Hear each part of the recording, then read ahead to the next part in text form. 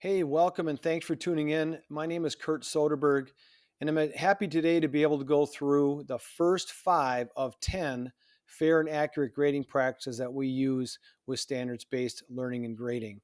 We've also started an educational consulting group called the Soderberg Group. Things are off to a great start.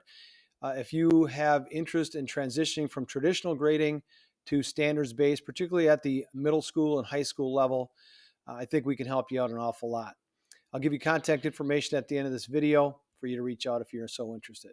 Well, let's jump in. Let's talk about our first 5 fair and accurate grading practices in a standards-based system. All right, practice number 1, we're going to focus our work on student learning, not teaching and grading.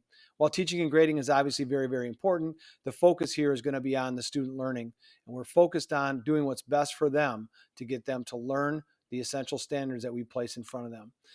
Fair and accurate practice number 2, we're going to determine a student's proficiency level using essential standards for the course.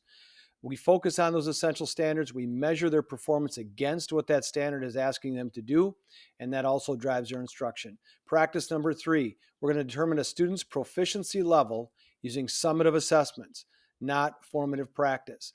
We want to make sure that practice is penalty free, but full of great feedback, accurate, timely, robust feedback, but those practices have to be penalty free.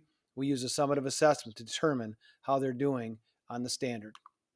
And number 4, we're going to ensure proficiency of essential standards through reteaching and reassessing.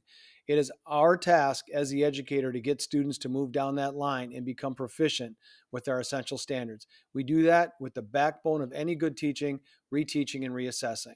And so, just like we do in our own adult life, we have to be retaught things. We're going to do the same thing with our students to make sure that they're learning at their highest level. And then finally, number 5 of our 10 is to report life skills separately and not as part of the academic proficiency level. This can get some pushback, but the bottom line is behaviors matter. Academic performance on the standard matters, but we're going to separate them as they should be.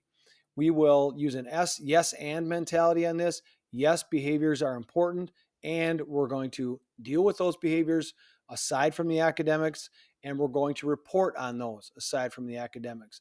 And later in the video, we'll get into how we do that. Those are the first 5 grading practices. I hope you find those helpful. Here's how you can reach out to me. I'm at email is kurtsoderbergsbg@gmail.com. You can catch me on Instagram at the standards based guy, and then on Twitter at the SBG guy.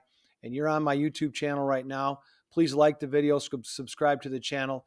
If there's something you think we could maybe do to help, contact me via email. Or if there's just some questions you want answered, same thing, contact me via email. We'll be happy to help you in any way that we can. Have a great day and best of luck with your fair and accurate grading practices.